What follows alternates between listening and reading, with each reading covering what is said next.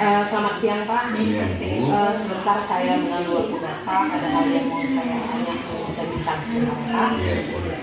Jadi ini mengenai pengambilan keputusan Pak. Selama ini bagaimana Pak Bapak mengidentifikasi kasus-kasus yang merupakan dilema etika atau merupakan keputusan moral Pak?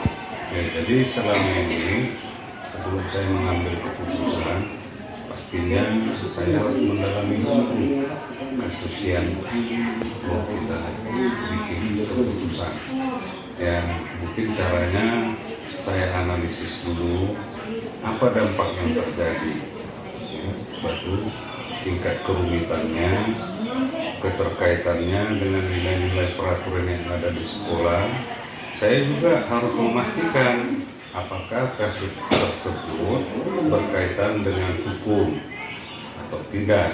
Apabila dia berkaitan dengan hukum, maka masalah tersebut pastilah lebih rumit dan lebih banyak pertimbangan untuk menyelesaikannya. Jadi Pak, selama ini bagaimana Bapak menjalankan pengambilan keputusan di sekolah, terutama untuk hal yang masih bisa ditoleransi dan hal yang dapat menjadi pelajaran di masa yang akan datang. Itu seperti pertimbangan saya dan keputusan. Jadi Pak, dalam pengambilan keputusan tersebut, langkah-langkah atau prosedur yang Bapak laksanakan itu seperti apa? Ya, jadi langkah-langkah yang saya lakukan selama ini, ya pastinya saya tentukan dulu fakta-faktanya, ya, fakta-fakta yang terjadi di lapangan, lalu menganalisislah dampak dari keputusan yang mau saya buat. Dan saya juga pastinya akan berdiskusi, berbicara, dan meminta pendapat rekan-rekan guru yang ada di sekolah ini.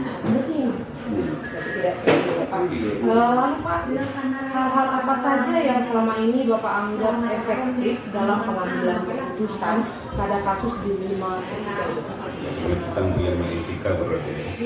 Jadi yang saya anggap efektif pastinya terlebih dahulu apa dasarnya, apa dasar saya mengambil keputusan, ya, baru saya kaitkan lagi dengan nilai-nilai yang ada di sekolah, serta memberikan kepada rekan-rekan guru yang ada di sekolah ini apa pendapatnya kira-kira supaya saya bisa mengambil suatu keputusan yang terbaik buat semua. Jadi Pak, dalam pengambilan keputusan selama ini, apakah ada tantangan Pak dalam pengambilan keputusan tersebut?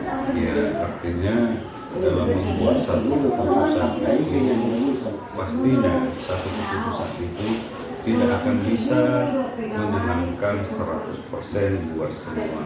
Pastinya ada juga, ya, meskipun keputusan itu sudah yang terbaik menurut saya, pastinya ada juga yang tidak setuju. Itulah dilema etikanya.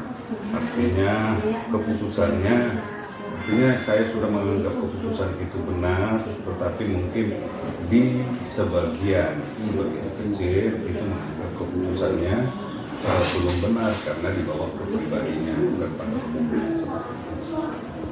Iya Pak, jadi apakah dalam pengambilan keputusan Bapak punya jadwal tertentu atau Bapak menyelesaikannya di tempat atau bagaimana prosedur yang Bapak lakukan dalam pengambilan keputusan?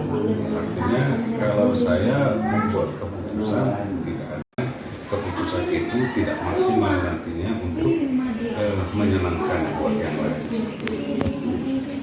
Jadi Pak, selama ini dalam pengambilan keputusan, adakah seseorang atau faktor-faktor yang selama ini mempermudah atau membantu Bapak dalam pengambilan keputusan yang berhubungan dengan kasus dilema etika tadi Pak? Iya, jadi yang pertama karena di sini saya sudah didukung oleh guru-guru.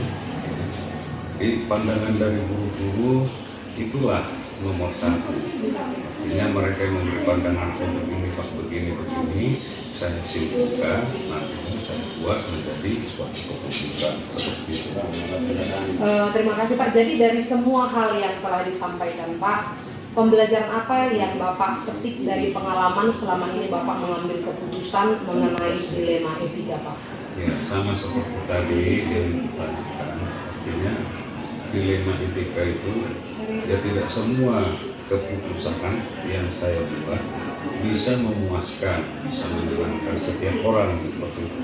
Tetapi dalam setiap keputusan yang saya buat, saya selalu mengkaitkannya dengan nilai kebaikan, kasih sayang, dan kepedulian yang memang nilai itu kami junjung selama ini di sekolah.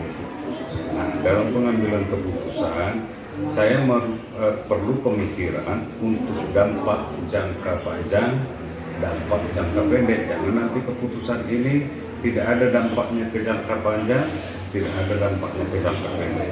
Sehingga harus perlu pertimbangan dalam membuat keputusan.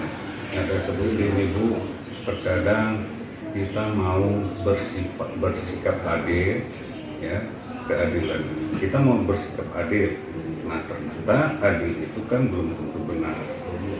Kita mau menjalankan benar, tetapi kebenaran itu belum tentu adil. Jadi saya harus mempertimbangkan semua Bu dalam membuat keputusan. Itulah yang saya pelajari dari dilema etika, etikanya. Artinya dilema etika ini tidak bisa kita memutuskan hanya berdasarkan aturan-peraturan. Tidak bisa kita hanya berdasarkan rasa kasihan. Bukan seperti itu ya Bu. Harus bisa dia seimbang, tetapi untuk memenuhi keduanya, ya kita harus memilih kita beratnya di mana, seperti itu. Iya, terima kasih.